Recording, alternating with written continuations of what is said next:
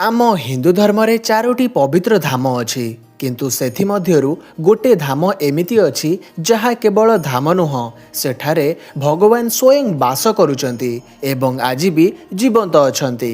जो धामटी हेला आम ओडिशा माटीर गर्व आम ओडिया मानकर स्वाभिमान जहांक पई आज सारा विश्वर लोक माने ओडिशा आसिकी थरे तांको दर्शन पाइबाकू झुरुचंती। से आउ केही नुह आम जगतर नाथ जगन्नाथଙ୍କ धाम। कुहाଯାଏ जे गोटे समय रे प्रभु जगन्नाथ नुह बरं नीलमाधवଙ୍କ रूपरे जंगल मध्यरे गोपन रूपे पूजा पाउथिले आउ तांको सेवा जणे सबର करुथिले।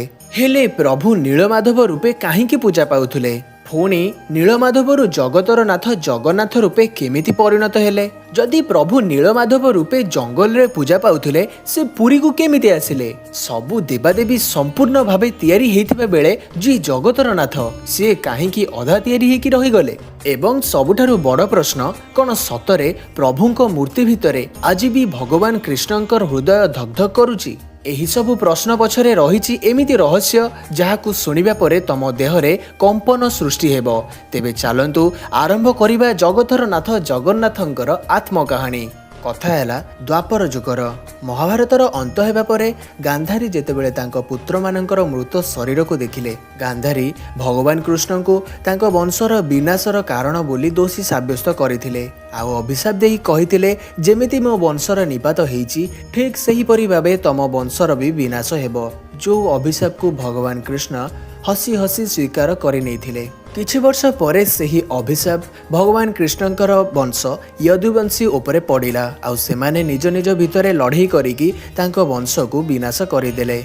एही सबु घटना घटिबा परे भगवान कृष्ण मन दुखरे गोटे गछ तले बसिथिले। सेही समय रे जरा नामक जणे शिकारी जंगल रे शिकार करबाकू आसीथिला। से भगवानकर नाली चमकुथुबा पाद को दूररू देखिकी भाबिला गोटे हरिण बोली आउ से तार बाण मारिदेला। जेतेबेले से देखिला ता बाण जाईकी कोनोसी हरिण देहरे नुह बरं भगवान कृष्णଙ୍କ पादरे पसिछि। से दुखरे भांगी पड़िला भगवान कृष्ण को जाईकी क्षमा मागिबाकू लागिला। हे प्रभु मु अजाणତରେ बहुत बड़ भूल करि बसिछि मोर एही पाप पई मते मृत्यु दंड दियो। सेठु भगवान कृष्ण कहिले तमे कोनोसी भी अपराध करिन एटा तो मोर पूर्व जन्मर कर्म थिला। तुमे पूर्व जन्म रे बानर राजा बाली थिलो मु तुमको गछ पछपटरू लुचिकी बध करिथिली जोटा युद्ध भूमिर नियमर विपरीत रे थिला। सेथिपाई मोर एई जन्म रे मृत्यु तम हातरे हेबो बोली प्रथमरो ही लेखा हेई सारिथिला।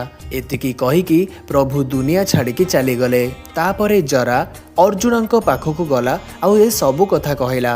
ए सबु सुनिला परे अर्जुन गंभीर दुखर सह भगवान कृष्णंकर अंतिम संस्कार कले। प्रभुंकर पूरा शरीर जली पोड़ी पाउंस हेगला हेले तांको हृदय एबे भी धकधक करुथला। सेठु अर्जुन गोटे काठगड़ सह सेही हृदय को बांधिकी नई रे भसई देले। प्रभुंकर हृदय भासी भासी जाई ओडिशार महानदी कूଳରେ पहुंचिला। प्रभुंक हृदय को सबर जातिर मुखिया विश्वबसु पाइले। सेही हृदय चमकी उठुथुला जोथिपाई विश्वबसु तांकर दिव्यता को बुझी पारिथिले आउ गोटे गुप्त गुंफा भितरे नीलमाधवଙ୍କ मूर्ति रूपरे पूजा करबाकू लागिले। एही कथा केवल आदिवासी संप्रदायर लोक माने ही जानिथिले। सेही समय रे अवंतीर राजा थिले इंद्रद्युम्न। से भगवान विष्णुंकर बहुत बड़ भक्त थिले। दिने जणे साधु तांको महल को आसी कहिले हे महाराज ओडिशा रे भगवान विष्णुंक पूजा गुप्त भावरे नीलमाधवଙ୍କ रूपरे करा जाउची। तमको सेही गुप्त जागाटी खोजिकी भगवानक दर्शन निहाती करिबा दरकार। यह सब शुणिकी राजा अत्यंत खुशी हो गले आउ आदेश दे कहले ओडिशा राज्यर चारिदिग को अत्यंत बुद्धिया एवं चतुर लोकों को पठा जाऊ से माने प्रभु नीलमाधवଙ୍କ संधान करी मते आसी जणैबे। ठीक सेमिति ही करागला। ओडिशार चारिदिग को 4 जण व्यक्ति को पठागला। सेमानक भितरु जी पूर्व दिग को जाइथिले से थिले अवंती राज्यर मुख्य पुजारीଙ୍କ भाई विद्यापति। विद्यापति जेतेबेले संधान करुथिले जंगलर रास्तारे तांकर भेट हेला विश्वबसुଙ୍କ सुंदरी कन्या ललिताଙ୍କ सह। ललितांकर सौंदर्य को देखि विद्यापति तांको प्रेम रे पड़ी गले आउ शेषरे से ललितांको बाहा मध्य हेई गले। बाहा हेबा परे विद्यापति ललितांक सह जंगल रे रहिबाकू लागिले।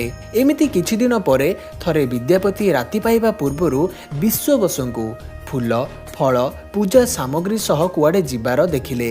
विद्यापतिଙ୍କ मनरे संदेह सृष्टि हैला। से दिने ललिताଙ୍କୁ पचारिले, ललिता तमे कहि परिबो तुम पिता सकाळ हेबा पूर्वरु कुआडे पूजा करबाकू जाउचंती? सेठू ललिता कहिले एही सब विषय रे बापा कहिबा पई मना करिसंती। सेठू विद्यापति ललिताଙ୍କୁ बाध्य करिबा परे ललिता नीलमाधवଙ୍କ विषय रे सब कथा कहिले।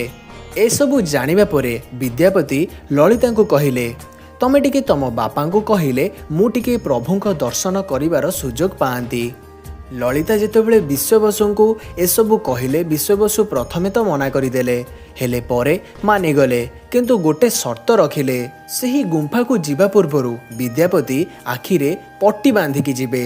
ए शर्तरे भी विद्यापति राजी हो गले।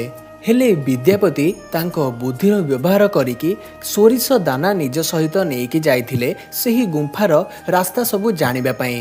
जिबा बेले रास्ता रे किछि किछि सोरिष पकेई पकेई गले। गुंफारे पहुँचवा पर विद्यापति जेतेबेले नीलमाधवଙ୍କ मूर्ति को देखिले से अत्यंत भावविहुल हो कांदिबाकू लागिले। गुंफारू फेरिबा परे विद्यापति प्रथमे राजा इंद्रद्युम्न को सबु कथा जाइकी कहिले। किछि दिन परे राजांक सह विद्यापति नीलमाधवଙ୍କ पाखकू जीवा पाई बाहरिले। विद्यापति गुंफा को जीवा बेले जेउ सबु सोरिष दाना पकेईकी जाइथिले सेई बाटे सबु सोरिषर गछ हेकी फूल फुटिबाकू लागिथिला। सेही सोरिष गछ सबको फॉलो करी करी राजा और विद्यापति गुंफा निकटरे पहुँचिले। हेले गुंफारे पहुँचिकी देखिला बेलको गुंफारे नीलमाधव नथिले। सेठो निराश होइकी राजा और विद्यापति गुंफारू फेरी आसिले। हेले सेही दिन रातिरे राजांक स्वप्नरे स्वयं प्रभु आसिकी कहिले, एही संसार रे मु तुमको नीलमाधव रूपरे दर्शन देई परिबिनी। तमे पूरी समुद्र कूल को जीव, सेठी गोटे काठ भासी भासी आसुथिबो, आउ देखिबो सेही काठरे शंख चक्र गदा पद्मक चिन्ह थिबो। ताहाले तमे जानिबाको पाइबो मु सेही काठ रूपरे प्रकट हेइची। सेही काठरू तमे तीनोटी मूर्ति तैयारी करिबो, तापर जाइके मो दर्शन तमे करि परिबो। राजा इंद्रद्युम्न सकाळु उठी प्रथमे पूरी समुद्र कूलरे पहुँचिले, आउ सेठी तांकू सतरे गोटे काठगड़ भासुथिबार मिलिला।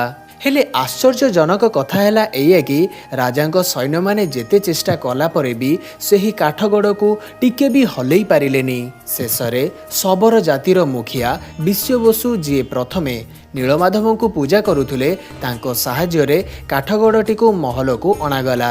हेले कौनसी भी मूर्ति कारीगर सेही काठगड़टी को टिके हेले भी काटी पारु नथुले। मूर्ति कारीगर मानकर कहिबा अनुसार से माने हातुड़ी श्रेणी रे जिते चेष्टा कले भी श्रेणी भांगी जाउची, किंतु काठ टिके हेले भी कटु नाही। एसबु कथा सुनिला परे राजा इंद्रद्युम्न पूरा गभीर चिंतारे पड़ी गले कि एबे से कौन करिवे, केमिति प्रभुंक मूर्ति तैयारी करा जिवो। सेही दिन रातिरे प्रभु पुणी थरे राजांक स्वप्नरे आसिले आउ कहिले, तमे विश्वकर्मा को आराधना कर, से ही तुमको एही कामरे साहाय्य करिवे। सेठू राजा प्रभुंक आदेश को पालन करी दिव्य मूर्ति कारीगर विश्वकर्मा को आराधना कले। सेठू हठात दिने जड़े बुढ़ा बढ़ई आसी राजांक दरबार रे कहिबाकू लागिले, हे राजन, मु शुणिबाकू पाउची तमे एही काठगड़रू मूर्ति करबाकू चाहुच। सेठू राजा कहिले, हाँ आज्ञा, कौन तमे एही मूर्ति प्रस्तुत करि परिबो? सेठू बुढ़ा बढ़ई जनक कहिले, हाँ मु करि परिबी, हेले मोर किछि शर्त अछि। मु 21 दिन पर्यंत गोटे बंद घर भितरे भगवान को मूर्ति तैयारी करिबी, हेले एही प्रक्रिया भितरे मु एका रहिबी।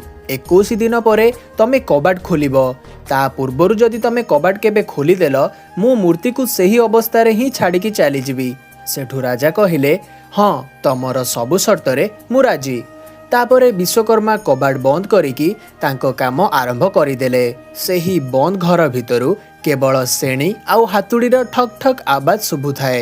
हेले 15 दिन परे हठात सबु शब्द शुभिबा बंद हो गला। शब्द शुभिबा जेमिति बंद हो गला, इंद्रद्युम्नक राणी चिंतित हो गले आउ राजा को जाई कहिले, सेही बंद घर भितरु आउ कोनोसी भी शब्द शुभु नाही, आमको जल्दी कबाट खोलिबाकू पड़िबो। हेले राजा कहिले, ना, सेही बुढ़ा बढ़ई जनक 21 दिन पूर्व कबाट न खोलिबा पई शर्त रखिकी भितर को जाइचंती। सेठू राणी कहिले, जदि सेही बुढ़ा लोकटी भोक शोषरे मरिबा अवस्था थिबो ताहले तो आमको महापाप लागिबो, आमको सेही कबाट तुरंत खोली देबा दरकार।